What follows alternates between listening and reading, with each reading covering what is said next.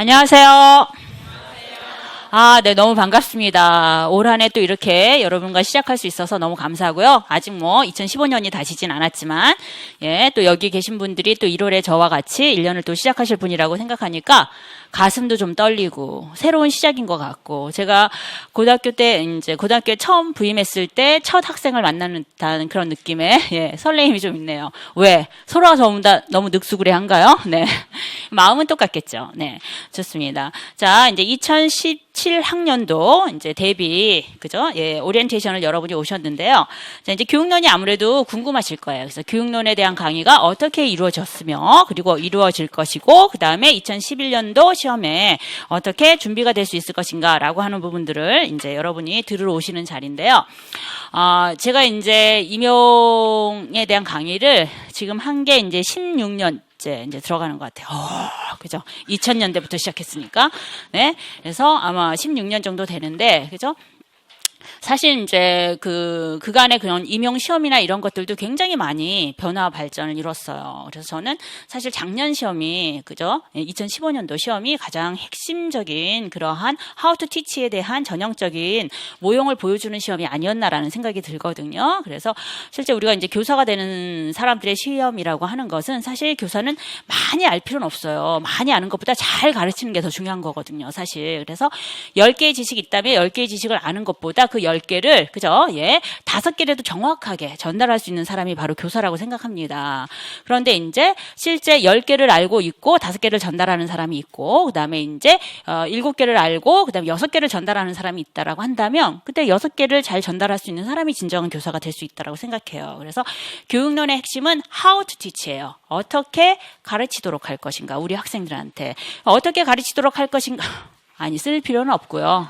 지금 OT까지 와가지고 여러분이, 자, 수험생 모두는 내년 1월 1일부터 하시면 되는 거고요. 네, 지금 그냥 들어오세요. 그래서, How to Teach에 대한 부분에 이제 초점을 맞추셔야 될 것 같은데요. How to Teach라고 하는 것은 뭘 알아야 가르치죠. 그렇죠? 그렇기 때문에 이제 실제 영어 교육이라고 하는 부분에 대한 이론적인 토대가 좀 잡히셔야 돼요. 그래서 이제, 과거서부터 지금까지 영어 교육에 이제 어떻게 흘러왔고, 그게 메소돌로지죠. 그래서 어떻게 이제 영어 교육이라고 하는 것이 지도가 이루어졌으며, 현재 진행되고 있는 커런트 어프로치는 어떤 것이 있는가라고 하는 것은 이제 여러분이 전체적인 틀 안에서 이해를 하셔야 됩니다. 그래서 현 시점에 진행되고 있는 커뮤니케이티브 어프로치에 대한 속성을 아시고, 거기에 맞춰서 지금 현장에서 진행되고 있는 How to Teach에 해당되는 Listening, Speaking, Reading, Writing, 그 다음에 pronunciation 하고, 그 다음에 이제 vocabulary, grammar, 그 다음에 그걸 교수학습 과정에서 통틀어서 우리 학생들의 이제 더 나은 학습을 이끌어 나갈 수 있도록 하기 위한 토대가 되는 assessment까지, 그러한 부분들에 대한 구성 요소에 대한 이해가 있어야지 교육론에 대한 부분들에 대한 준비가 될 수 있다라고 생각을 하셔야 될 것 같아요. 그래서 그러한 측면에서 교육론에 대한 강의를 이제 진행을 할 거고요. 이따가 이제 세부적으로 이제 교육론에 대한 강의가 1월부터 11월까지 어떻게 진행될 것인가를 이제 설명하면서 이제 조금 더 자세하게 말씀을 드리고 싶고요. 그 다음에 이제 무엇보다든지 강의 계획도 중요하지만, 이렇게 박현 선생님과 같이 이제 1년 동안 공부를 하면서 2017년도에 그러한 그 시험 문제에서 교육론에서 좋은 성적을 거둘 수 있을까라고 하는 것들도 굉장히 궁금하실 거예요. 그죠? 그게 가장 궁금하겠죠. 네. 그래서, 이제 지금 제가 16년 정도 강의를 하다 보니까 지금에 와서는 그때 가르친 선생님은 거의 이제, 그죠? 교감이 될 지경이야. 그죠? 네, 교감이 될 지경이야, 지금. 그죠? 그러다 보니까 채점자로도 많이 나가고, 그죠? 실제 임용시험에 대한 이제 평가자로도 많이 나가요. 그래서 이제 그러한 정보를 들어보면은, 지금 현재 진행되고 있는 임용시험은, 이제, 지역적으로 이제 다 뽑는데요, 모든. 이제, 학교 현직에 계신 선생님들한테 이제 그것도 맨투맨으로 1대1로 아주 비밀리에, 그죠? 메일을 보낸답니다. 그래서 선생님 이런, 시험에 있어서 이런 역할을 좀 해주셨으면 좋겠습니다. 라고. 그리고 학교에다는 그렇게 이제 평가위원으로 선발되었다라고 하는 정보도 누설하지 않는데요. 그냥 교무 연수가 있으니까 선생님을 어디로 보내달라라고 얘기를 합니다. 그래서 전국적으로 이렇게 뽑아내면 거기서 랜덤하게 이제 뽑아서 예를 들어서 광주에서 오신 선생님이 있으면 강원도로도 갈 수도 있고요. 경기로도 갈 수 있고요. 이래가지고 이제 한 분이 이제 한 문제 공략해가지고서 채점을 한다라고 얘기를 해요. 그리고 나서 이제 모범 답안이라고 하는 거, 채점 기준이라고 하는 것이 이제 스크린에 이렇게 쭉 떠 있답니다. 그러니까 지면으로도 줄 수도 없어요. 유출이 될까봐. 그래서 스크린으로 보여주고 그 스크린을 이제 보면서 채점을 하게 돼 있는 거예요. 그래가지고서 이제 세 분이 한 문항을 이제 채점을 하는데 한 문항을 갖다가 뭐 이제 예를 들어서 뭐 경기 지역이다 하면 인원수가 되게 많죠. 지원자가. 그러면 이제 뭐 1000장을 한 사람씩 하는 거예요. 그러면서 채점을 하게 되면서 한 문항에 한 사람씩 배정이 되고 그런 동일한 문항을 두 분이 더 하시는 거죠. 그래서 세 분이 채점하는 한 문항에 대한 이제 점수를 갖다가 이제 평균으로 해가지고서 이제 제시를 하는 겁니다. 그러다가 이제 모범 답안과 조금 이견이 있거나 그러면 세 분이 상의를 해서 답안을 더 추가로 상정하거나 답안을 수정할 수도 있대요. 예, 그렇게 진행이 되는데 그래서 거기에 가장 큰 근거는 뭐냐면 키워드 채점이라는 거예요. 그래서 이러한 교육론에 있어서 키워드, 키 컨셉에 대한 이해가 무엇보다도 중요해. 그래서 여러분이 지금 이제 초수가 아까도 유 선생님께서 뭐 7, 80%가 다 초수다라고 하신 것 같아서 오늘은 해설 강의 이런 거 의미 없는 것 같아요. 아직 문제도 보지 않았는데 이 문제를 풀어주는 건 별로 의미가 없고요. 제가 이제 전체적으로 교육론에 대한 부분들을 어떻게 이해하고 받아들여야 될 것인가라고 하는 총체적인 시각에 대한 중요성을 갖다 말씀드리는 게 더 중요할 것 같거든요. 그래서 사실 이렇게 작년, 재작년까지 이렇게 기출문제에 대한 분석을 해보면요. 기본적으로 기본 강의하고 그 다음에 기출 분석 강의. 그죠? 그리고 최종 11월 모의고사 때 이제 최종 정리 이게 가장 중요한 것 같아요. 1년 동안에. 그래서 1월부터 4월까지는 아주 필수적인 과정이에요. 교육론에 대한 토대를 어떻게 이룰 수 있을 것인가라고 하는 것이 이제 가장 중요한 시점에서 이제 여러분이 어떻게 공부하는가, 누구와 공부하는가, 뭐 이런 것들이 이제 굉장히 중요하게 이제 그런 역할을 할 수 있는 시간들이 바로 1월부터 4월이에요. 그게 기본 과정이거든요. 그 과정에 그 토픽에 해당되는 키워드, 키 컨셉에 대한 정확한 이해를 이루어 주셔야 되는 거예요. 그래서 이제 이따가 강의에 대한 설명도 드리겠지만 그렇게 키카드라든가 저희가 이제 저희 나름대로 박현수 영어교육론에서 이제 쓰는 방법들이 있어요. 그 키텀이라든가 키 컨셉에 대한 정리를 하도록 하는 방법으로 키카드를 사용하도록 한다라든가 이제 그 토픽에 대한 매핑을 하도록 하던가 뭐 이러한 부분들에 대한 것들을 갖다 여러분이 이제 리뷰 스트래티지로 이제 제가 말씀을 드리는 게 있거든요. 어쨌든 그래서 그러한 기본 강의를 토대로 해서 교육론의 각 토픽에 해당되는 키 컨셉, 키 텀 이러한 부분들에 대한 정리를 하셔야 되는 거예요. 그게 1월부터 4월까지야. 그렇지? 그리고 난 다음에 5월, 6월에 이제 기출 문제에 대한 풀이 과정이 있어요. 작년과는 달리 이번에 기출 문제라고 하는 것은요. 그냥 객관식은 객관식대로 다 풀려고 해요. 왜냐하면 우리가 1월부터 4월까지 다뤘던 기본 강의에 대한 그죠? 기본 강의에 대한 개념들이 어떻게 실제 문제와 연관이 되었는가라고 하는 것을 오리지널 시험 문제로 그대로 보기 위해서 객관식 유형은 객관식 유형으로 보고 필요에 따라서 그 객관식 유형을 서술형으로 바꾼 문제를 같이 비교하면서 풀어보도록 하는 시간이 5월, 6월이에요. 그리고 이제 서답형으로 바뀌었을 때는 서답형의 그런 어떤 기출 문제를 쭉 한번 다시 훑어보도록 하는 시간이 5월, 6월이에요. 그래서 1월부터 4월까지 기본 강의에 대한 내용들을 가지고 우리가 정리했던 부분들을 가지고 어떻게 기출 문제에 적용을 할 수 있고 그 정도의 지식이 어떻게 기출 문제 안에서 정답으로까지 이어질 수 있을 것인지에 대한 그러한 간극을 좀 좁혀나가도록 하는 강의가 5월, 6월이에요. 그래서 제가 생각하기엔 1월부터서 6월까지 강의가 가장 중요하지 않나라는 생각들이 듭니다. 이게 필수 강좌라고 보시면 될 것 같아요. 물론 이것이 이제 초수를 기준으로 말씀드리는 거예요. 작년에 이제 한번 1년 정도 공부를 하신 분들은 자기 페이스에 맞게끔, 그죠? 기본 강좌라고 하더라도 theory가 있고 practical teaching이 있어요. 그렇죠? 그러면 거기에 부족한 부분들을 선별해서 그냥 들으시면 되는 거고요. 지금 초수를 기준으로 해서 말씀을 드리는 겁니다. 그리고 작년에 기출을 한번 하셨다라고 한다면 올해 또 그거 기출을 뭐 반복할 필요 없어 다른 공부 하셔도 되는 거예요. 그렇지만 이제 기출에 대한 부분을 정확한 분석을 하지 않았다라고 한다면은 그 5, 6월 기출 분석까지는 필수 과정으로 1월부터 6월까지는 필수 과정이다라고 보시면 되겠고 이제 7, 8월에 이제 뭐 문제은행 강의가 있고 뭐 이렇게 진행되는데 그것은 이제 선별적으로 여러분의 그 스타트와 지금 현재 상태에 맞춰가지고 이제 선별적으로 이제 수강을 하시면 되는 강의예요. 그래서 그런 1월부터 6월까지 그러한 과정을 만들어 나가도록 하는 것들이 무엇보다도 중요하다라고 하는 거, 교육론 안에서는 How to Teach에 대한 기본적인 개념의 이해와 그것을 실제 교실 수업에서 프랙티컬 티칭으로 연결할 수 있도록 하는 것까지 이제 강좌가 이루어진다라고 말씀드리고요. 그리고 1월부터서 이 6월까지 과정 안에 지금 현재 진행되고 있는 서답형의 문형인 기입형, 서술형, 논술형을 다 볼 수가 있어요.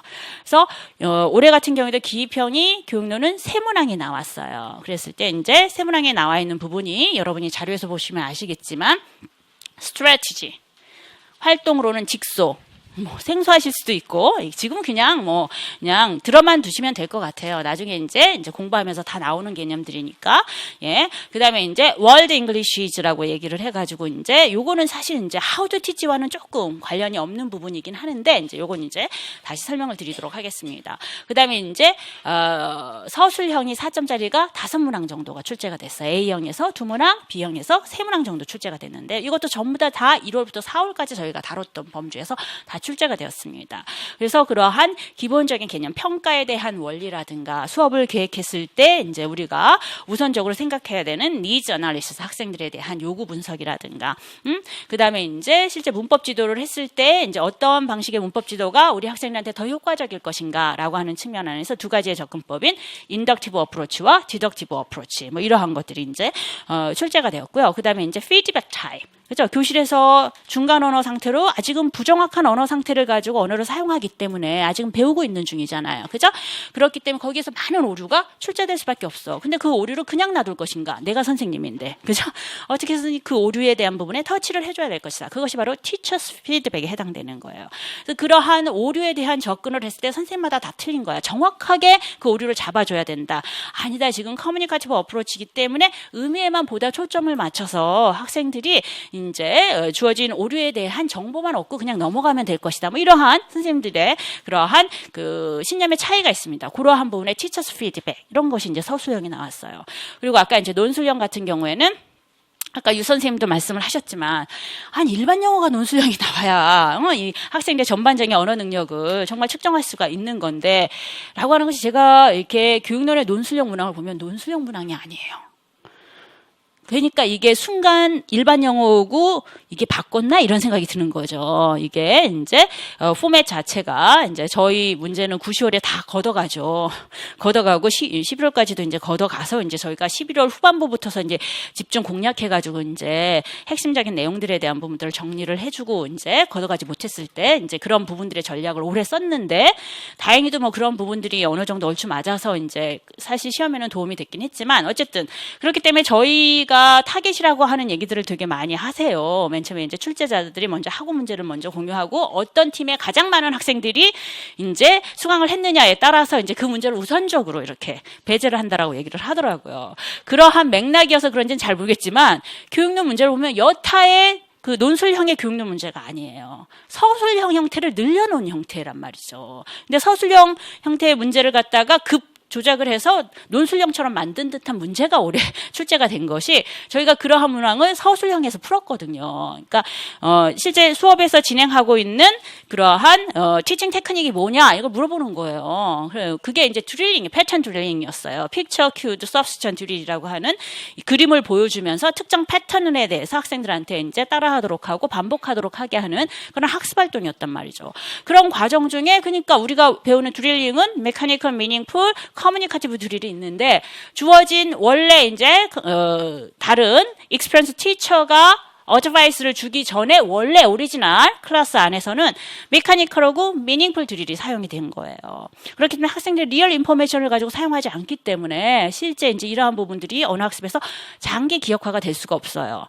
낯설죠. 예, 다 배워요 내년에. 네. 그래서 그러한 부분들을 이제 커뮤니케이티브 측면으로 돌려서 진행을 하도록 하는 겁니다. 그래서 퍼스널라이제이션을 시켜가지고 이제 그 과정 중에 이제 퀘스천 타입으로 리얼 월드 퀘스천 타입인 레퍼런셜 퀘스천 타입을 한다라든가 이런 부분에 간단한 수업의 그러한 그 상황들을 갖다가 수정 보완하는 방법이 무엇인지에 대한 것들을 갖다 질문했어요. 논술형 문항이 아니에요. 실질적으로. 그래서 기존의 논술형 문항은 하나의 수업에 대한 고찰이 있고 그 고찰에 대한 티칭럭이 있고 러닝럭이 있고 또는 이제 그 수업에 대한 체크리스트를 가지고 전체적인 수업에 대한 문제점이라든가 보완이라든가 이렇게 이제 거시적인 측면에서 접근을 하지 이렇게 티칭 테크닉, 서술형 형태의 문제 유형과 논술형 유형의 문제 형태는 완전히 다르거든요. 그런데 서술형이 논술형의 형태로 확장이 되어서 출제가 된 것이 이제 올해의 경향이었다고 보여집니다. 어쨌든 간에 이렇게 해서 2017년에 이제 시험에 영향을 줄 수 있는 2016년에 이제 대비 2016년에 진행된 그러한 그 시험은요, 기출 문제는요, 이렇게 기평, 서술형, 논술형인데 이와 같은 세 가지 유형의 올해의 문제 같은 경우에는요, 1월부터 4월까지 강의만 충실히 듣고 기출 문제 분석만 하더라도요, 거의 전부 다 정확하게 쓸 수 있도록 하는 형태의 그런 어떤 문제 출제였다라는 얘기입니다. 그리고 작년에도 그렇고 재작년에도 그렇고 교육론 문제는요. 기본 베이스에서 출발하도록 하는 문제들이 굉장히 많아요. 그래서 1월부터 6월까지의 강좌가 무엇보다도 중요하다. 그렇기 때문에 각기 이제 여러 선생님이 커리큘럼을 다 내놓으셨을 거예요. 그렇죠? 그 커리큘럼에 맞춰서 여러분이 그죠? 선별을 하셔서 보다 좋은 강좌를 선택해서 좀 교육론을 좀 착실히 공부를 하는 시간들을 이제 작년에 가지셨으면 하는 바람으로 말씀드렸습니다. 조금 세부적으로 나갈게요. 10페이지 한번 보시죠. 자, 10페이지 보시면 2017년 대비 임용 기출 영어 교육론 A, B형 기출문제 개괄적 분석 이렇게 돼 있어요. 전체적으로 실제 2016년에 나온 문제를 토대로 해서 2017년에 문제에 대한 이제 예측을 하는 것이라고 보시면 되겠습니다. 그래서 마찬가지로 올해도 역시 기평, 서술형, 논술형 이렇게 세 가지 유형으로 이제 시험이 출제된다라고 보시면 되겠고요. 2015년과 2016년에 대한 비교를 했을 때 두 가지 큰 차이점이 있어요. 하나는 시험 유형, 포맷에 대한 변화가 있었고요. 하나는 내용상에 있어서 좀 특이점이 좀 보이는 것입니다. 무슨 얘기냐면 내용상의 측면에서는요. 우선 기평은 영어 교육론의 기본적인 개념이나 이해 수준을 측정하고자 하는 문항 형식으로 출제가 돼요. 스트래티지나 직설은 전부 다 키텀이고 키 컨셉으로 다루고 있습니다. 저희가 교육론 안에서.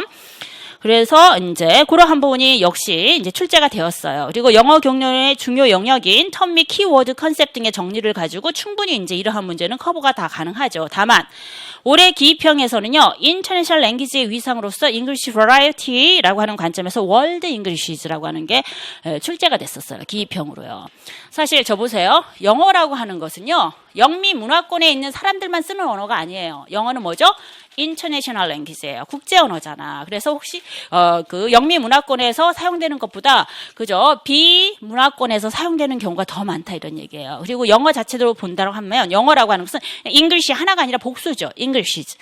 다른 유형의 파생된 영어 그 체계가 있다라는 얘기인 겁니다. 그래서 실제 전 세계적으로 사용된 그러한 영어의 체계들을 살펴보면 인터내셔널 랭귀지로서의 잉글리시를 본다라고 한다면 실제 영미 문화권에서 출발하는 영어 체계, 그래서 이제 아메리칸, 그죠? 미국에서 사용되는 거 브리튼 잉글리시가 있죠. 그다음에 이제 캐나디언, 그죠? 그다음에 오스트리아 뭐 이런 데서 이제 그 진행되는 영어의 그러한 체계들, 이러한 것들을 우리가 이제 이너 서클이라고 얘기를 해요. 본 이제 출발선이 오리지널리티가 있는 영어 체계를.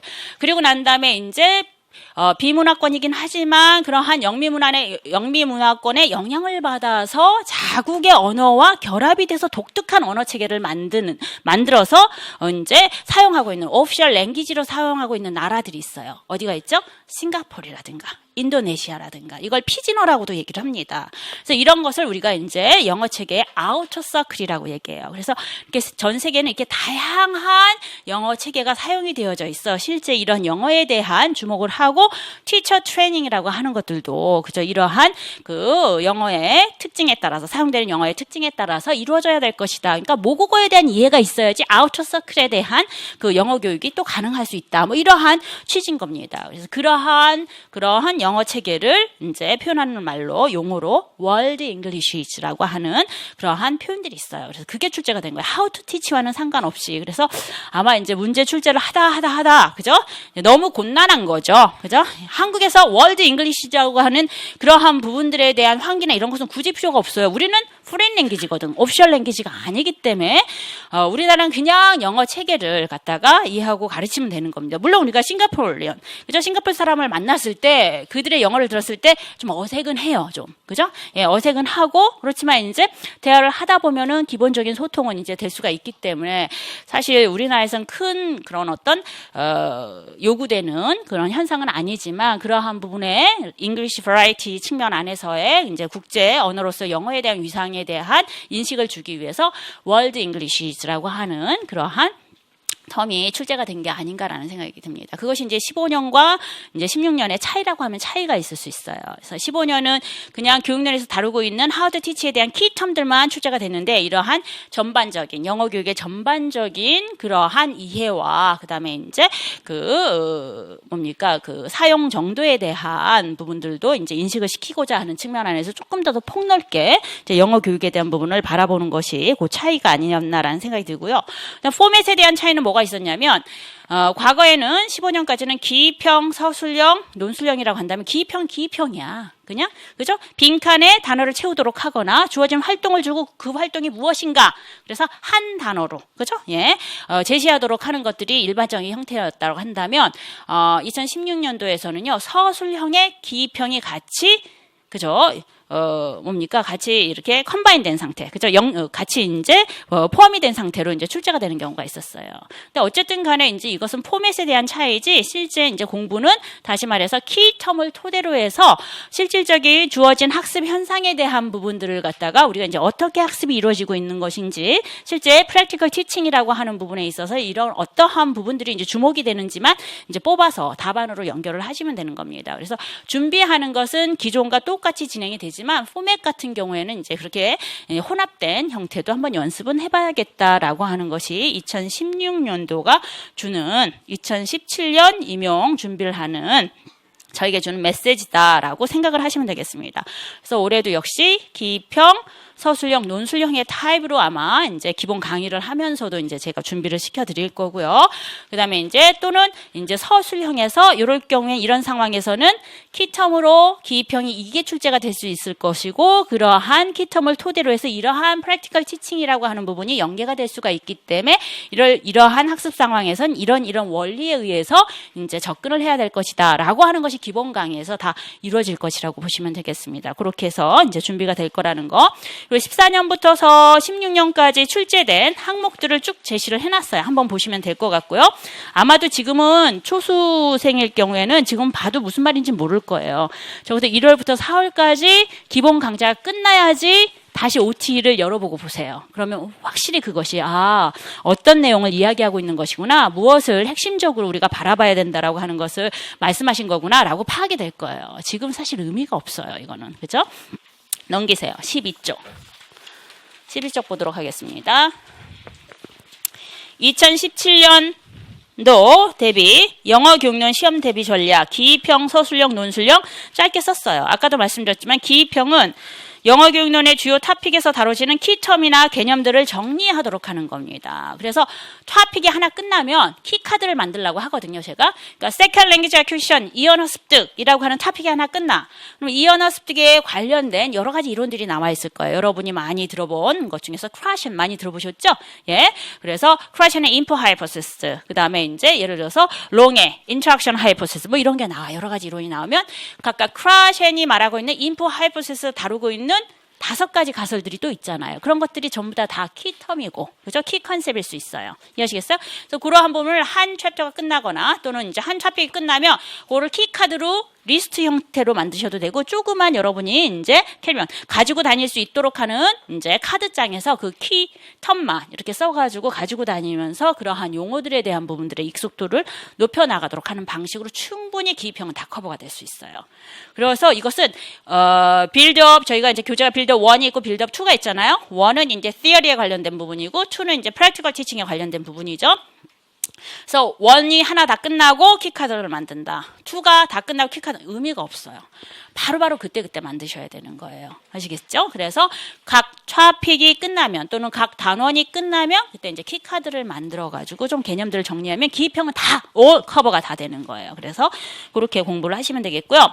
자, 서술형이라고 하는 것은요. 2015년의 서술형과 유사하게 2016년 서술형 문항에서도 매우 구체적인 실제 교실 상황에 근거를 두고 문제를 출제합니다. 가령 올해 같은 경우에 학습자의 오류 수정을 위한 교사 피드백 타임. 나는 이렇게 corrective 피드백을 줘야 된다고 생각한다 라고 하는 교사의 티칭 럭이라든가 이런 것들이 나와 있습니다. 그리고 실제 그러한 교사가 주는 여러 가지 corrective 피드백 타입이 보여지는 교실 수업 상황을 줘요. 가령 여러분이 가지고 있는 자료에서 19쪽 한번 펴보도록 하겠습니다. 19쪽.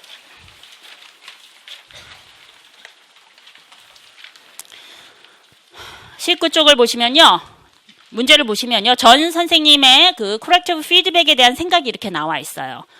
보이시죠? 찾으셨죠, 여러분? 예. 이 선생님 생각하기에는 various type of teacher corrective feedback on learners grammatical error. 학습자의 오류를, 그죠? 문법적 오류를 수정하는 데는 여러 가지 유형의 corrective feedback이 있다 하면서 쭉 내용을 제시합니다. clarification request, elicitation, meta-links feedback, request 등등등. 근데 그 중에서도 나는 그죠? 이런 corrective feedback이 중요하다고 생각한다라고 얘기를 하는 거예요. 예, 어떠한 피드백이 중요하냐라고 얘기를 했을 때, 그다음에 한 줄 건서 그 다음 줄 보시면 그죠?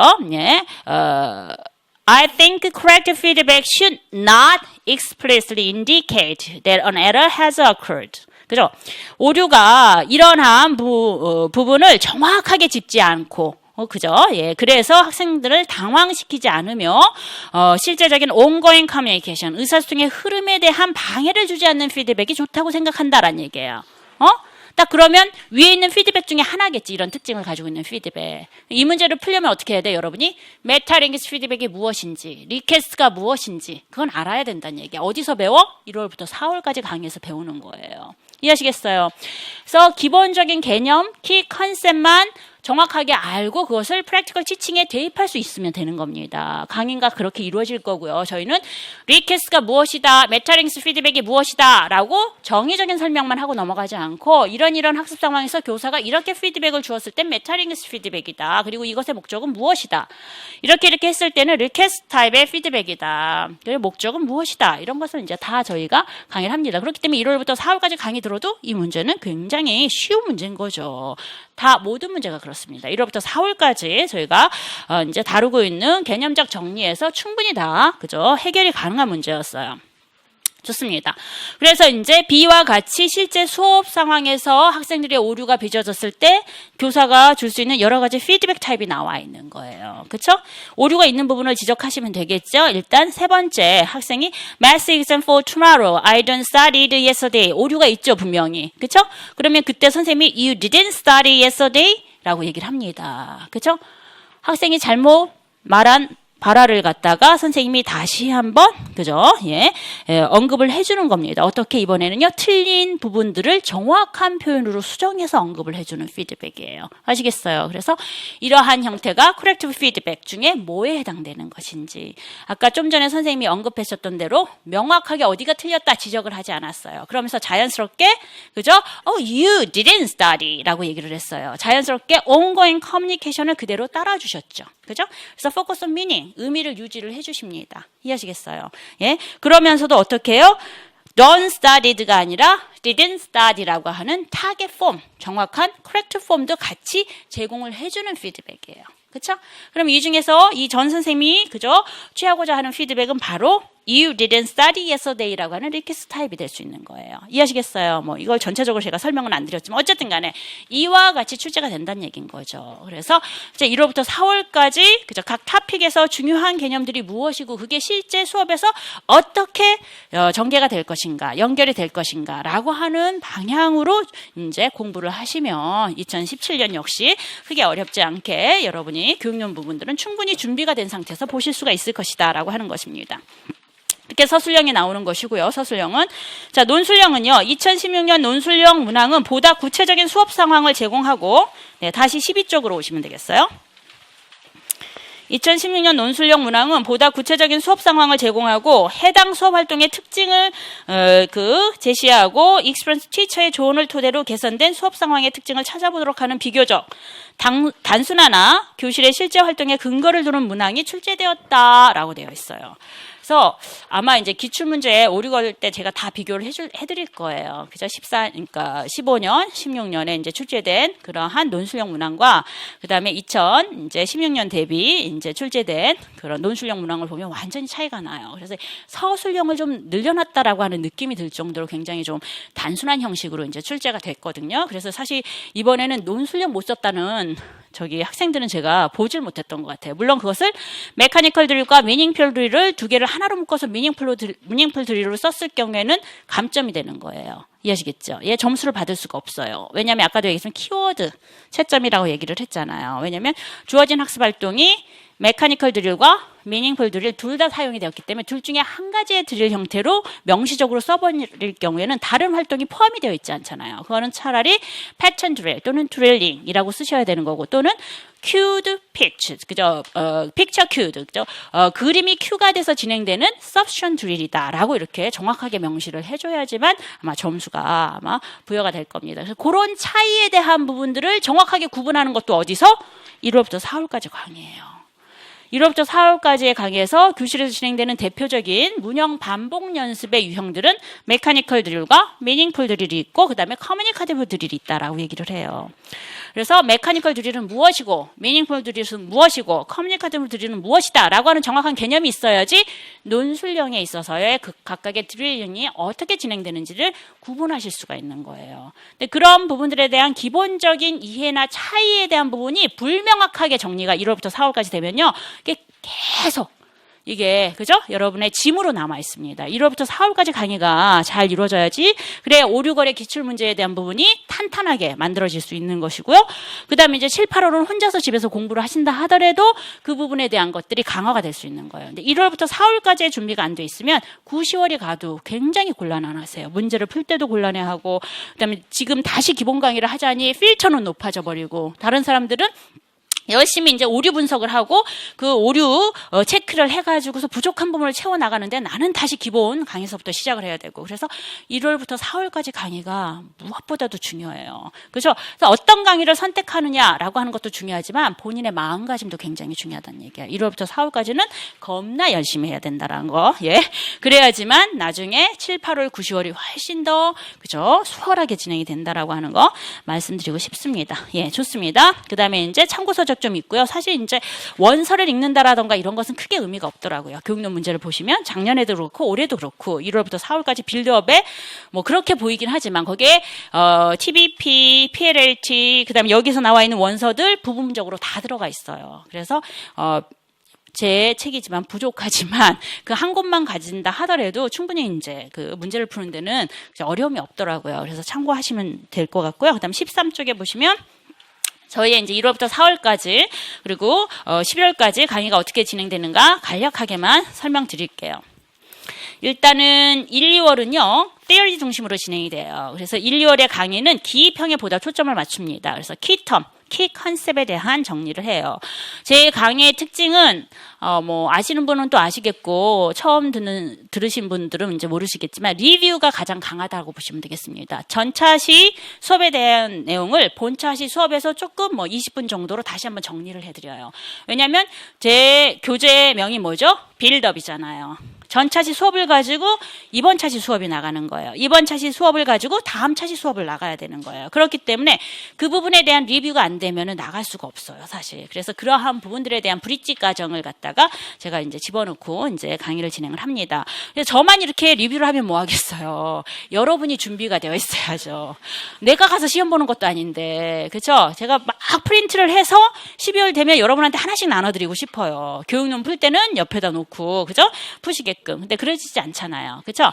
그렇기 때문에 1월부터 4월까지 강의는 그죠? 제가 하라는 대로 좀 너무 힘들어도 잘 모르겠어도 일단 시작을 해보시는 게 중요해요. 그리고 그러한 과정을 겪고 5, 6월에 오신 분과 그러한 과정을 정말 제대로 이렇게 단계별로 겪지 않고 이제 오시는 분은 굉장히 차이가 나요. 실력에서요. 기본적인 이해에서. 그리고 실제 문제를 풀면 막 헷갈리기 시작하는 거거든요.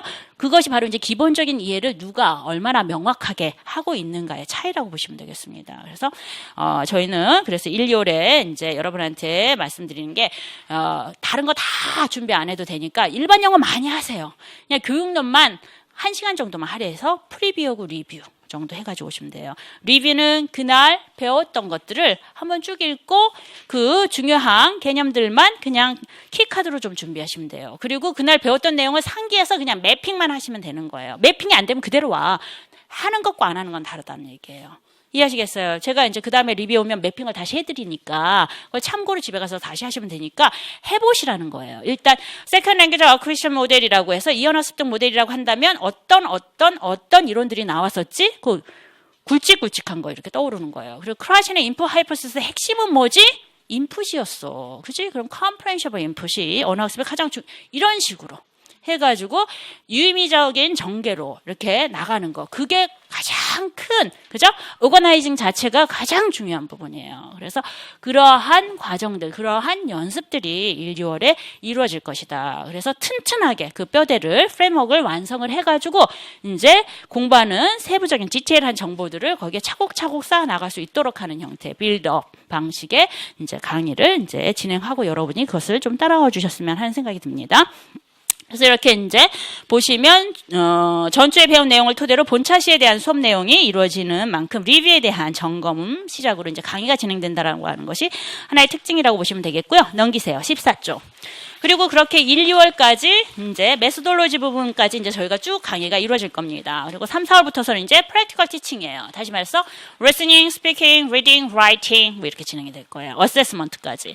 그래서 이제 1, 2월도 역시 기평에보다 초점을 두면서 프랙티컬 티칭이 나오기 때문에 프랙티컬 티칭에 대한 서술형 문형까지 커버하도록 하는 강좌가 3, 4월 강좌라고 보시면 되겠습니다. 그래서 어떻게 듣기에 대한 지도가 이루어질 것인가, 말하기에 대한 지도가 이루어질 것인가, 읽기에 대한 지도가 이루어질 것인가, 이러한 교육과정을 토대로 해서 어떻게 평가가 주어져야 될 것인가, 이 평가의 역할은 과연 무엇인가, 이것이 올해 시험에 다 나온 거죠. 그리고 이제 이렇게 이제 1월부터 4월까지 강의가 쭉 진행이 됩니다. 그리고 나서 이제 3, 4월 가게 되면 제가 이제 하나 더 넣은 게 교육론 단과가 들어가 있는데 1월부터 4월까지 이제 배웠던 그런 어떤 개념, 그리고 아직 3, 4월 단과니까 3, 4월에 이제 배울 그런 키 카드에 이제 들어가는 키텀이나 키 컨셉에 대한 정리를 해주는 시간을 7주 정도 가질 거예요. 그래서 이제 실제 3, 4월에 프랙티컬 티칭이 나가긴 하지만 키 컨셉에 대한 강의를 가지고 투 트랙으로 나간다라고 보시면 돼요. 3, 4월에는요. 그래서 다시 한번 그 중요한 개념들. 그래서 이것은 사실 혼자서 키 카드나 이런 것들이 정리가 안 되시는 분, 특히 이제 초수생분들을 위해서 이제 막간의 강의라고 얘기를 하죠. 조금 더 그죠? 탄력적인 그런 임용 준비를 할 수 있도록 하는 준비 작업으로, 원래는 작년 같은 경우는 3, 4월에는 프랙티컬 잉글리시 랭귀지 티칭이라서 원서를 읽었어요. 필요 없더라고요. 그런 것은요. 그죠? 예, 이미 1월부터 4월까지 강의가 끝나지 않는 상태에서 프랙티컬 잉글리시 랭귀지 티칭은 또 하나의 그런 공부할 거리로 받아들이기 때문에 원서 강의에 들어오시는 분들도 힘들어 하셔서 그거 다 필요 없고 다시 기본 강좌에 대한 부분들을 다지도록 하는 거, 키 컨셉 위주로 각각의 토픽들을 다시 한번 훑어보도록 하는 시간을 갖는 것이 3, 4월 강좌라고 보시면 되겠습니다. 그래서 조금 더 이론을 그 기본적인 개념들이라든가 그죠?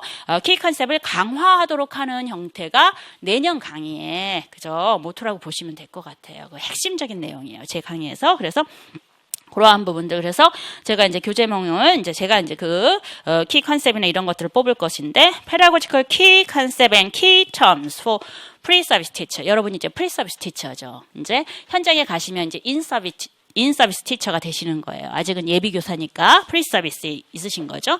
그래서 우리가 알아야 될 교육학적인 그런 키 컨셉들에 대한 부분을 다시 한번 정리할 거고, 5, 6월에는 아까도 말씀드렸지만 기출 문제, 오리지널 문제 유형들을 살펴보면서 다시 한번 우리가 기본 강의에서 배웠던 내용들을 연계시킬 거예요. 그냥 기출문제만 푸는 강의가 아니에요. 기출문제 분석은요. 그리고 기출문제 분석은 하나는 알아두셔야 될 것이 나 문제 다 풀었는데 그냥 문제를 푸는 강의가 아니에요. 제가 올해도 그렇고 작년에도 그렇고 제가 월드 잉글리시즈는 딱히 찝지 않았어요. 그건 하우 투 티치가 아니었기 때문에 제가 찝어줄 필요가 있다고 생각하지 않고 저만 알고 있었던 거죠. 링귀스틱 그 자료를 보고. 근데 그 외에 나머지는 제가 최종 정리해서 다 해줬던 거에서 나왔어요. 그러니까 올해는 요 부분 보세요. 평가에선 평가 원리 올해는 나올 때 됐습니다. 활동에서는 직소가 가장 중요합니다. 그리고 오토노머스 러너를 키우기 위해서는 스트레스 베이스드 인스트럭션이라고 하는 것들이 이제 커뮤니케이티브 어프로치 안에서 이제 진행이 됩니다. 이러한 부분들이 그리고 피드백 이게 기출문제를 보면 알아요. 아, 요때쯤에 피드백이 다시 나오겠구나. 그게 이제 기출문제에서 그런 루트와 트랙이 있어요. 그 트랙이 보여지거든요. 그래서 그러한 부분들을 분석하는 것이 5, 6월 기출문제 분석 강의예요. 그래서 문제만 푸는 건 아니에요. 내용적인 측면은 기본 내용에 대한 부분을 다시 한번 이제 기출문제에서 강화를 시키고 기본 내용과 기출문제 간의 연관성을 보여주도록 하는 것들이 이제 1차적인 목적이라고 한다면 또 다른 목적이라고 하는 것은 기출문제 분석을 토대로 해서 2017년에 그죠? 어떠한 문제가 출제가 될 것인지를 예상해보고 예측해보도록 하는 거라고 보시면 되겠습니다. 그래서 제가 무슨 막 기도 중에 오늘은 뭐가 출제가 될 것이고 이걸 받는 게 아니고요. 작년에도 그 교육론 문제 1번부터서 기평이 쫙 다 똑같이 나왔어요. 제가 찝어주는 게 평가, 아이템 어널리시스 부분이라든가 이런 것들이 나왔던 게 그게 이제 제가 뭐 그걸 막 어디서 뭔가를 막 게시를 받고 이런 게 아니라 기출문제의 흐름을 보면요. 이번에는 여기에 이제 조금 주력을 하겠구나라고 하는 것이 16년 정도 강의하다 보니까요. 그 틀을 읽어줘요. 그래서 그것을 같이 읽으면서 저희가 이제 그 분석을 해보도록 하는 것이 5, 6월 기출문제 분석 강의라고 보시면 될 것 같아요. 그래서 5, 6월까지 기본 강좌다라고 생각하시면 될 것 같고요. 7, 8호는 기존에 저희가 이제 모의고사 때 썼던 문제들을 토픽별로 이제 풀어보도록 하는 거예요. 그래서 사실 기출문제보다는 좀 어렵고 난해해요. 훈련을 시켜 나가도록 하는 것이기 때문에. 그래서 그것이 7, 8월 문제은행이 진행이 되는 거고요. 그 다음에 이제 9, 10월 2017년 대비 이제 그 모의고사 문제가 이제 진행이 되는 시간입니다. 그리고 11월에는요. 투 트랙으로 진행이 되는데 최종 모의고사가 있고요. 최종 이론이 있었어요. 올해는 유 선생님이 우리 문제 다 걷어간다고 11월에도 8회를 해가지고 저희가 죽을 뻔했어요. 진짜 문제 내느냐고 너무 힘들었거든요. 근데 그 최종 모의고사는 어차피 문제는 버리는 거, 그죠? 라고 생각을 하고 4회만 진행을 하고요. 그 다음에 최종 이론만을 갖다가 4주 정도 이렇게 투 트랙으로 하니까 필요한 것. 나는 모의고사가 필요하다 하면은 최종 모의고사 과정을 선택하시면 되겠고요. 그 다음에 나는 이제 이론 강의가 필요하다. 마지막 최종 정리, 엑기스만 좀 정리를 하겠다라고 한다면 최종 이론 과정에 대한 부분들을 등록하시면 되겠습니다. 제가 개인적으로는 최종 이론을 추천을 드려요. 네, 문제는 어차피 걷어가기 때문에 그죠? 그래서 그런 각 토픽에서 중요한 2017년 동안 17년에 이제 나올 만한 그러한 영역들, 개념들 뭐 이런 것들 다시 한번 정리하도록 하는 시간을 갖게 됩니다. 그리고 나서 이제 최종 대비 과정은 2차 부분이 이제 진행이 된다라고 보시면 되겠습니다. 좋습니다. 16쪽부터서는요, 실제 이제 2016년도에 출제된 기출문제예요. 문제를 풀어줄 것인가 말아야 될 것인가를 막 이렇게 고민했는데, 소수기 때문에, 그죠? 아직 문제를 보시지도 않았죠? 네, 그래서 별로 의미는 없을 것 같으니까 개괄적인 설명만 드릴게요. 저희가 이제 그 문제 디렉션만 보고 이제 어떤 유형들이 출제가 됐는가 정도만 파악하도록 하겠습니다. 첫 번째 문항의 답은요, 뭐였어요, 여러분? 크게 읽어보세요. 뭐였죠? strategy. 예. 기본적으로 제가 이제 왜 이러한 문제가 출제가 됐는가라고 하는 그러한 경향들에 대해서 제가 제 나름대로의 해설을 좀 달아놨습니다. 뭐냐면 지금 현재 진행되고 있는 교실 수업은요, 커뮤니케이티브 어프로치예요. 커뮤니케이티브 어프로치라고 하는 것은 과거의 트래디셔널 메소돌로지에서 사용하고 있는 티처 센터드와는 달라요. 커뮤니케이티브 어프로치는 실제 학생들로 하여금 언어 자체를 학문으로 배우는 게 아니야. 소통의 수단으로 배우는 거예요. 그렇기 때문에 이러한 소통의 수단으로서 영어 학습을 가르쳐야 되기 때문에 가급적이면 교실에서는 뭐야? 원어로 수업하라고 하는 거예요. 영어로 수업을 하라고 하는 거예요. 그래서 저희가 2차 시험도 티칭 프레젠테이션은 영어로 진행되는 거예요. 그러니까 사실 교육론 강의를 하시는 분들은 이러한 맥락을 다 읽으실 수 있어야 돼요. 그리고 교육론 강의를 하시는 선생님들 같은 경우에 현장 경험이 좀 있으시면 훨씬 더 도움이 많이 되시죠. 그래서 기본적으로 이렇게 이제 커뮤니케이션 베이스로 이제 수업을 가르쳐야 되기 때문에 그죠? 학생들의 의사소통 능력을 키워 나가려고 한다면 교실 수업에서 선생님이 100분 떠들어봤자 소용이 없는 거예요. 그죠? 그러한 그 토킹 타임, 실제 말할 수 있는 기회나 시간은 누구에게 주는 게 맞습니까? 학생들한테 주는 게 맞는 거예요. 그래서 autonomous learner, 자율적인 학습자를 키워주는 게 굉장히 큰 중점 중에 하나라고 보시면 되겠습니다. 그래서 이런 스스로 학생들이 듣고 말하고 읽고 쓸 수 있도록 하는 형태의 수업을 만들어주는 게 지금의 커뮤니케이티브 어프로치의 주 목적이라고 보시면 되겠어요. 그러기 위해서는 학생들한테 들을 수 있게끔, 읽을 수 있게끔, 말할 수 있게끔 전략을 가르쳐야 되는 거예요. 그러한 형태의 수업을 우리는 뭐라고 하냐면 strategy based instruction이라고 얘기해요. 전략 기반 수업이라고 하는 것이죠. 그래서 실제 교실에서 선생님이 그죠? 듣고 나서 이것이 what is talking about, 뭐에 대한 이야기냐 물어보도록 하는 거예요. 학생들이 들은 내용들을 키워드나 이런 걸 들어서 연결을 시켜가지고 지스트를 파악해 보도록 한다라던가, 읽기를 줬을 때 모르는 단어가 있으면 그 단어가 무슨 뜻인지 문맥 안에서 유추해 보도록 하는 형태의 전략을 가르치도록 하거나, 이해하시겠어요? 이런 것이 전부 다 전략 기반 수업 안에서 진행이 되는 거예요. 그런 수업 모델이 레슨 프로시저에 나온 거예요. 선생님이 일단 수업에 있는 토픽과 관련된 녹음된 컨버세이션을 들려주고 학생들한테 그죠? 예, 컨텍스트 안에서 의미를 유추해 보도록 하고요. 이게 vocabulary strategy에 해당되는 거거든요. 그리고 학생들이 읽기 자료를 주고 읽기 자료 안에서 그죠? 세만틱 클루를 가지고 메인 아이디어를 뽑아 보도록 하는 거예요. 이게 이제 GIST에 관련된 전략이라고 보시면 되겠고요. Reading for GIST에 해당되는 거고요. 그다음에 이제 패시지를 주고 scan for specific information, 특정 정보를 찾아보도록 하는 거, 스캐닝이에요. 이해하시겠어요? 이렇게 다양한 형태의 전략들을 신장시켜 나가도록 하는 이러한 수업을 스트레스 베이스 인스트럭션이에요. 스트레스 베이스 인스트럭션에서는 목적이 학생들로 하여금 커멘트 안에 빈칸이 들어가는 거죠. To practice various kinds of strategy. 이해하시겠어요? 실제 수업 중에 다양한 형태의 전략을 연습시켜 나가도록 하는 수업 모델이 스트레스 베이스 인스트럭션이에요. 이해하시겠어요? 그래서 이 문제를 딱 보는 순간 여러 가지 전략들을 보면서 전략 기반 수업이구나 아셔야 되는 거예요. 그것이 기본에서 다루고 있어요. 그래서 전략 기반 수업이거나 다양한 전략들이 있어? 그러면 당연히 이거는 목적이 to practice various kinds of strategies라고 하는 게 바로 단박에 나올 수 있는 겁니다. 이해하시겠어요? 그렇게 문제를 푸시면 되는 거고요. 그래서 그런 자율적인 학습을 위해 실제 수업 과정 중에 다양한 학습자에게 요구되는 전략들을 지도하도록 하는 그러한 분위기 안에서의 수업이 진행되기 때문에 이렇게 스트래티지라고 하는 것이 포커스가 돼서 출제가 되었다라고 하는 것이고요. 두 번째 같은 경우에는요, 아까도 말씀드렸지만 커뮤니케이티브 어프로치에서는 학생들의 의사소통 능력을 높여야 돼. 그렇지? 그럼 학생들끼리 스튜던트 토킹 타임을 늘려야 돼요. 티처 토킹 타임을 늘리는 게 아니라 학생들끼리 그러한 말할 수 있는 기회나 시간을 늘리기 위해서는 어떻게 해야 돼? 홀 클래스 워크가 아니라 페어워크와 그룹워크를 시켜야 돼요. 페어워크와 그룹워크를 시키려면 지네들끼리 말할 수 있도록 하기 위해서 자 말해봐 이러면 말하나요? 절대 말하지 않죠. 말할 수 있도록 하는 과업들을 줘야죠. 그래서 커뮤니케이티브 어프로치에서 가장 대표적인 수업 모델이 타스크 베이스 인스트럭션이에요. 이때 타스크는 커뮤니케이티브 타스크예요. 그럼 이렇게 말할 수 있는 과업들을 갖다가 제공을 해줘야 되는데, 그죠? 보다 학생들의 의사소통 기회를 극대화시켜 나갈 수 있도록 하는 과업을 선택을 해야겠죠?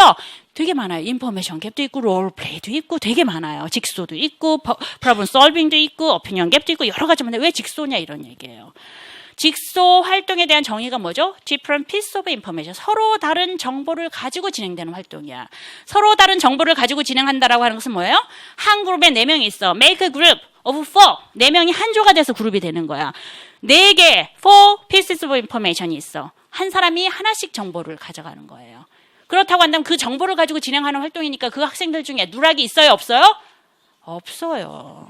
이해하시겠어요?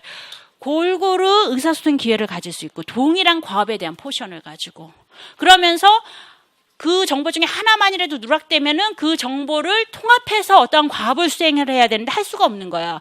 전부 다 적극적으로 참여해야 되는 거야. 그러면서 collaboration, 협력학습이나 이런 것을 그죠? 예, 극대화시켜 나갈 수 있는 형태의 과업들이 직소예요. 그래서 그러한 과업들 중에서 만약에 액티비티가 이번에 출제될 경향이 있는데 그럴 경우엔 직소가 나올 것이다 이렇게 얘기하는 거예요. 그것이 당연히 각각의 활동이 가지고 있는 특징을 보면은 실제 그죠?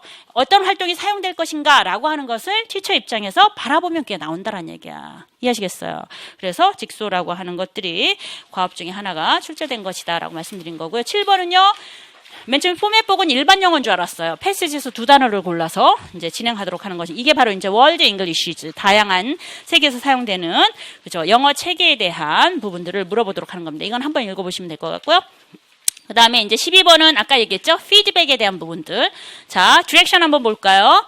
자, identify, 예, 19쪽입니다. identify the teachers to correct feedback utterance in B. 그죠? 자, B에 나와 있는 두 개의 corrective feedback utterance를 찾아 쓰고 identify 하면 구체적으로 정보를 찾아 써야 돼요. 요건 이제 나중에 기출문제 분석을 하면서 디렉션에 대한 분석도 할 거예요. 왜냐하면 우리가 알긴 알아. 답을 어디까지 써야 되는가 그것이 또 고민인 거예요. 그렇죠? 그래서 그럴 때는 이제 디렉션 분석을 해야 되는 identify는 A는 B다 하고 찾아 쓰시면 되는 거예요. 이해하시겠어요? 그리고 여기는 corrective feedback이 아니라 utterance라고 돼 있어. 디렉션에서. corrective feedback 두 개의 corrective feedback을 찾았어라면 B에 사용되는 corrective feedback 타입을 찾았으면 되는 거예요. request면 request, meta-linguistic feedback이면 meta-linguistic feedback. 그렇게 그 corrective feedback 타입 네임을 써주시면 되는데 여기 뭐라고 했어요? utterance라고 하니까 발화를 찾았어야 되는 거야. 이런 거 놓치면 또 틀린다, 여러분. 피드백 타입만 쓰면 또 점수를 다 감점시키는 거예요. 디렉션에 대한 내가 지식만 알고 있다고 되는 거 아니야. 그래서 훈련도 해봐야 되는 거야. 문제 푸는 훈련도. 아시겠어요? 그 디렉션에서 요구하고 있는 정보가 어디서부터 어디까지인지 그리고 어떤 정보를 요구하는 건지를 정확하게 알아야지만 그게 감점 없는 답안으로 연결할 수가 있는 거예요. 그렇기 때문에 여기에서 you didn't study yesterday라고 하는 것은 request 타입인데 그죠? request라고만 쓰면 틀린다 이거죠. 이 발화를 다 인용해서 쓰셔야 되는 거예요. utterance를 찾아 쓰라고 했으니까. 이해하시겠어요? 그리고 나서 then explain how only one of the utterance 그 발화 중에 하나가 왜 그죠? 어떻게 meets what Mr. John believes is required for effective correct feedback in A. A에서 말하고 있는 전 선생님이 이것이 바로 그죠? corrective feedback으로서 가장 효과적이다라고 하는 것과 일치하는지를 설명하라는 얘기야. 그 얘기라고 하는 것은 A에서 왜 request 타입이 효과적인 correct feedback인가라고 전 선생님이 설명한 내용들을 찾아 쓰라는 얘기인 겁니다. 아까 얘기했죠. 명시적으로 어디가 틀렸다라고 말하지 않고 학생들의 ongoing communication에 초점을 맞추면서 target-like 폼을 같이 제공을 할 수 있기 때문에 이게 가장 효과적인 피드백이다라고 얘기했습니다. 그런 세 가지 요소를 같이 써주시면 돼요. 그 쓰는 건 또 이걸 문제를 풀어보고 나서 정보가 너무 많아. 이걸 어떻게 네 줄에 다 쓰냐고. 이건 또 일반 영어 문제예요. 그죠? 문장 구조를 만드는 것들. 충분히 네 줄에 다 쓸 수 있어요, 여러분. 이해하시겠어요? 그러니까 구조를 어떤 식으로 서술형의 답안은 어떻게 써야 되고, 그 다음에 논술형의 답안은 어떻게 써야 될 것인가를 이제 그 다음에 어느 정도 지식이 내장됐으면 그런 훈련들이 다 주어져야 되는 거예요. 그럼 라이팅 강좌는 아마 1월부터 1월, 2월 이렇게 진행되는 걸로 알고 있는데 구문 분석에서 아마 다루지 않을까 싶습니다. 참고하시면 될 것 같고요. 네. 그 다음에 13번. 그리고 문제도 보시면 아시겠지만 굉장히 프랙티컬하죠. 실제 교습 상황이라든가 이런 것들. 요즘은 이론적으로 막 집중해서 물어보거나 이렇게 하지 않아요. 실제 교실 상황을 보여주고 그 교실 상황을 통해서 이론적인 내용들을 그죠 이끌어내도록 하는 것들이 그죠 요즘에 시험에 대한 포맷이다라고 보시면 되겠습니다. 이것도 이제 김 선생님이 그저 평가를 봤어요. 클래스룸 테스트를 봤더니 그 평가에 대한 이발루에이션을 했어요. 같은 항목에 이제 체크를 다 한 거야 학생들이. 그런 걸 보고 나서 포스트 이그잼 리플렉션을 했어요. 어떤 학생이 시험을 끝나고 나서 이제 자신이 시험을 본 소회를 쓴 거예요. 이렇게 쭉 봤을 때 이런 시험 상황을 봤을 때 그 디렉션을 보시면 identify two well applied principle과 two poorly applied principle이에요. 그 principle, testing principle이라고 하는 것은 뭐예요? 평가 원리예요. 평가 원리. 이건 용어에 대한 이해는 있어야겠죠. 이게 1월부터 4월까지 진행되는 거예요. 어세스먼트에서. 실제 이제 평가가 평가답도록 하기 위해서는 트래디셔널 어프로치 안에서의 평가는 세 가지 원리만을 주장하고 있어요. 그 하나가 practicality, reliability, validity였어요. 이게 트래디셔널 어프로치 안에서의 평가 원리입니다. 이해하시겠어요? 가장 중요한 건 뭐예요? 대규모의 학생들을 빠른 시간 내에 정확하게 평가하도록 하기 때문에 그 평가 원리에서 우선적인 것은 뭐예요? practicality예요. 실용성. 이해하시겠어요? 그 다음에 누구나 채점을 한다 하더라도 정확한 스코어링이 나와야겠죠. reliability예요. 그리고 validity가 가장 취약적인 거라고 보시면 되겠습니다. 이해하시겠습니까? 그래서 이제 그 multiple choice가 가장 대표적인 평가죠. traditional approach 안에서 다 배울 거예요. 예, 내년에. 그런데 이제 커뮤니케이티브 어프로치 와서의 평가 원리라고 하는 것은 practical, reliability, validity에 대한 priority를 다르게 설정합니다. 지금은 의사소통 능력을 촉진하도록 하는 교수학습 과정을 했기 때문에 평가도 그런 의사소통 능력을 키워나갈 수 있도록 하는 평가를 해야 돼요. 커뮤니케이티브 어프로치가 돼야 되는 거예요. 그러기 위해서는 교수학습 과정과 평가가 일치를 해야 됩니까? 일치를 할 필요가 없습니까? 일치를 해야 되는 거죠. 그렇기 때문에 실제 교실 수업의 학습 과정이 평가에 반영이 돼야 되는 거예요. 이것이 뭡니까? 측정하고자 하는 것을 측정하게끔 만드는 거. 내가 이걸 배웠으니까 이걸 측정해야 될 거 아니에요. 그죠? validity가, priority가 가장 중요합니다. 그래서 validity. 그리고 이런 validity를 조금 더 세분화시켜 나가요. 물론 validity 하면 content validity, construct validity, face validity가 들어가 있는 거고요. 이 validity 안에서 교실 수업 안에서 학생들이 real world task를 사용하고 real world 포맷을 가지고 그죠? topic interesting한 부분들을 가지고 수업을 했다고 하면 평가도 그대로 반영이 돼야 된다는 얘기야. 이해하시겠어요? O-centricity가 나오게 되는 겁니다. 그리고 나서 학습이 이제 A와 같이 진행이 됐으면 평가도 A에 대한 내용이 나와야 되고요. 그 A에 대한 내용을 가지고 그 다음에 학습에 어떻게, 그죠? 부족한 부분은 어떻게 채워나갈 것이고, 이제 잘한 부분은 어떻게 강화를 시켜 나갈 것인가라고 하는 정보를 얻을 수 있도록 평가가 돼야 된다고 얘기해요. 그것을 우리는 뭐라고 얘기하냐면 와시백이라고 해요. 평가가 그 다음 학습에 미치는 영향이라고 얘기하는 거예요. 그래서 지금 현재 진행되고 있는 커뮤니케이티브 어프로치 안에서의 평가는요, 과거에서의 평가라고 하는 것은 한 학습 과정이 끝나면 그것에 대한 총체적인 결과로서 평가를 보면 되는 거예요. 잘했는지 못했는지. 그죠? 그러나 커뮤니케이티브 어프로치에서의 평가라고 하는 것은요, 더 이상 평가가 평가로서의 위치만 머무는 것이 아니라 학습과 학습 과정을 이어주도록 하는 교량 역할을 하는 거예요. 브릿지 역할을 하는 거야. 그래서 어떻게 이전의 학습에 대한 결과를 토대로 해서 그 결과가 평가를 통해서 얻어지는 거죠. 그 결과를 통해서 그 다음 학습에 대한 방향으로 제대로 잘 나갈 수 있도록 만들어주는 것이 평가가 가지고 있는 위상이에요. 평가가 이렇게 바뀐 거예요. 그래서 평가의 원리 중에서 그죠? 실질적으로 학습에 대한 그죠? 학생들의 ongoing 스킬이라든가 그죠? ongoing 프로세스에 대한 디벨로핑을 보여줄 수 있도록 하는 평가의 원리가 바로 워시백이라고 하는 거예요. 그래서 모든 평가를 보면 그런 워시백이 있어야지 그 다음 학습에 도움을 받을 수 있다. 이렇게 얘기를 합니다. 이해하시겠어요? 그래서 그런 형태의 평가의 5가지 원리에 대한 부분들이 실제 시험과 같이 연관을 해서 출제가 된 것이라고 보시면 되겠습니다. 이것도 역시 1월부터 4월까지 보게 되는 것이죠. 그래서 이 문항의 출제라고 하는 것은 과거의 평가와 현재의 평가에 대한 방향이 얼마나 어떻게 달라질 것인가.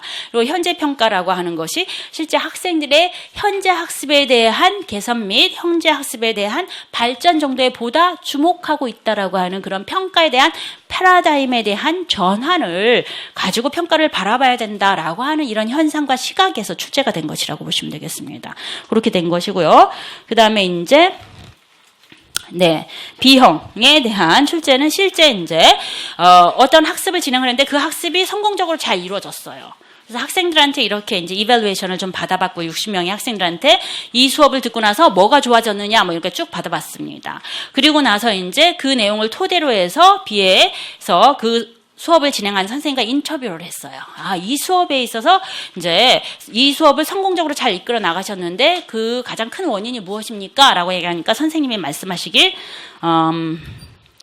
첫 번째 선생님의 대화에서 두 번째 줄에 보시면 before designing course 그죠? 수업을 계획하기 전에 I did survey and interview 학생들에 대한 생각들을 서베이하고 인터뷰를 했습니다라고 얘기를 하는 거예요. 그렇죠? 그래서 그 선생님이 이제 다시 인터뷰하시는 분이 이제 얘기를 했죠. A가 두 번째 줄에 when your student want to learn 그죠? 학생들이 배우고 싶은 것을 토대로 해서 수업을 준비하셨다라는 거군요. 이렇게 얘기를 합니다. 그랬더니 선생님이 예 맞습니다 라고 하면서 쭉 얘기를 하시죠. 다시 말해서 학생들이 원하는 내용들을 가지고 교과 과정을 만들었다는 얘기예요. 그래서 needs analysis 요구 분석을 토대로 해서 새로운 코스웍에 대한 계획을 했다라고 하는 것들이 이제 제시되어 있고요. 그러면 이 수업에서 가장 그죠? 선생님이 이런 부분은 좀 개선해야 될 건데 이런 부분들은 좀 취약했다라고 생각하시는 것은 무엇입니까? 라고 하니까 이제 아래에서 두 번째 티처 톡을 보시면 Students just took one major test at the end of semester. 시메스터 끝에 딱 한 번 평가를 본 것입니다. 라는 얘기예요. 그죠? 그랬더니 이제 다시 얘기하죠. Just once. 딱 한 번 보셨다는 얘기예요. 선생님이 얘기하시죠. It was impossible to assess their speaking performance regularly by myself.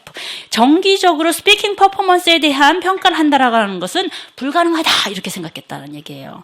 그래서 아쉬운 점이 있다라고 한다면 한 번만 딱 평가를 받기 때문에 실제 마지막 줄에 gather information on the developmental process of their speaking ability. 학생들의 말하기 능력에 대한 그러한 과정들 어느 정도 발전했는가라고 하는 정보를 취합하지 못했기 때문에 그게 참 아쉽더라라는 얘기예요. 됐습니까? 그래서 디렉션은 22쪽에 보시면 자 여기도 describe예요. describe. identify가 아니죠. 무엇이냐만 얘기하면 안 돼.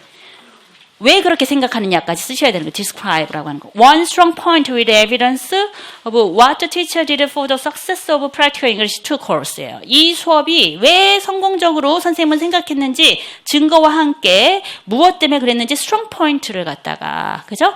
기술하라 이렇게 돼 있어요. 그게 뭡니까? strong point는 needs analysis야. 왜 그게 성공적이냐? 라고 하는 것은 학생들이 원하는 것에 대한 부분을 인터뷰와 서베이를 통해서 알아봤기 때문에 그래서 학생들이 좀 더 적극적으로 수업에 임할 수가 있겠더라라고 하는 내용들을 하시면 되는 겁니다.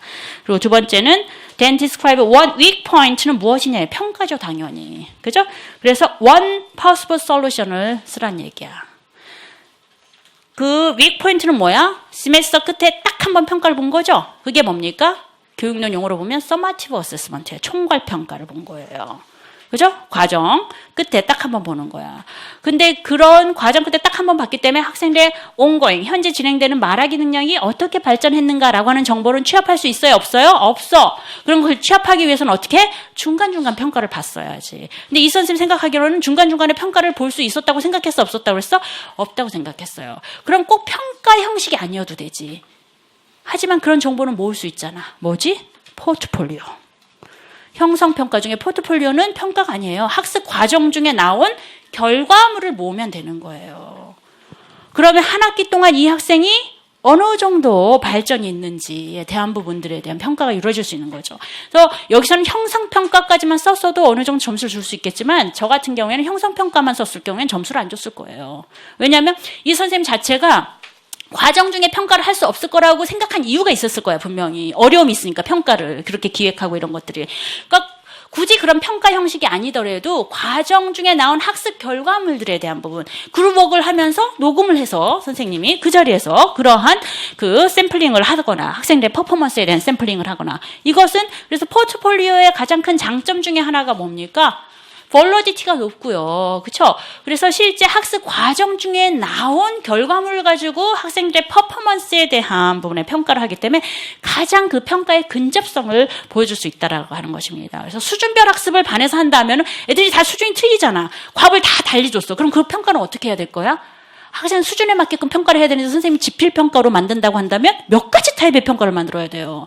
굉장히 하드워킹이죠. 그죠? 그랬을 때 쓰는 게 뭐야? 포트폴리오예요. 그 수준에 맞춰서 그 학습 과정에 나온 결과물들을 수거하도록 하는 거예요.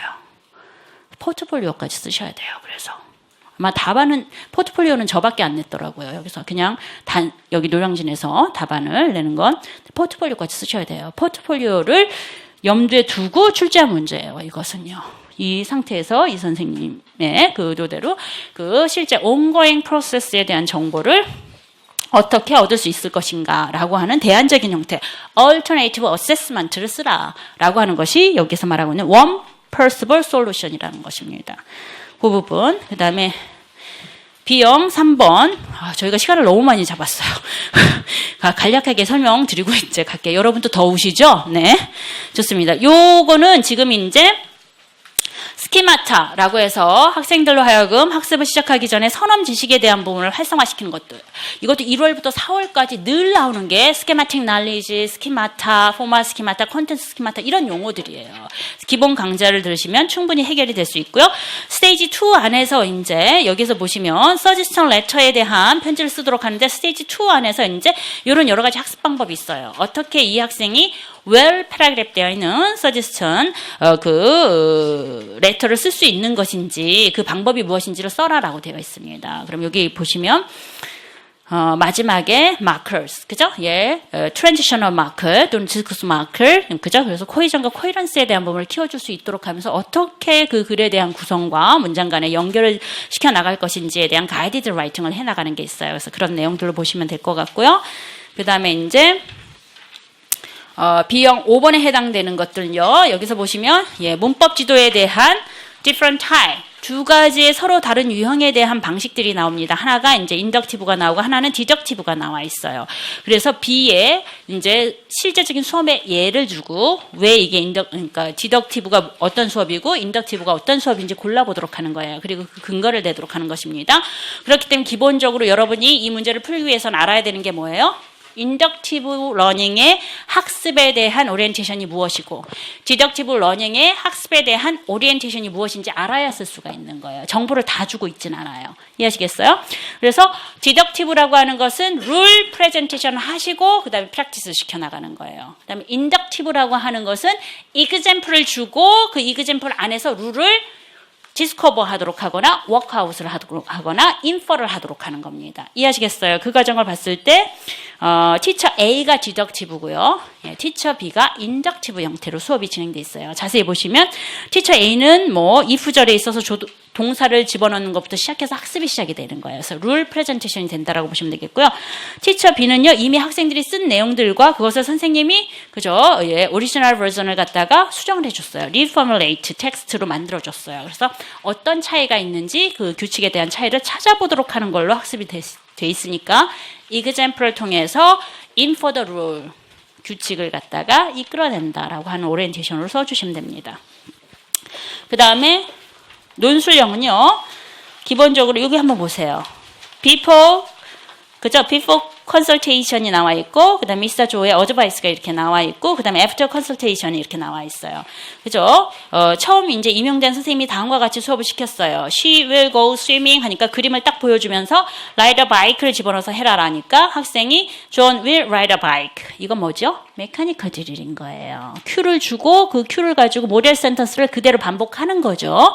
그죠? go swimming 대신에 ride a bike만 집어넣은 겁니다. 쭉 연습을 시키다 맨 하단 부분에는 이번엔 그림만 보여줬어요.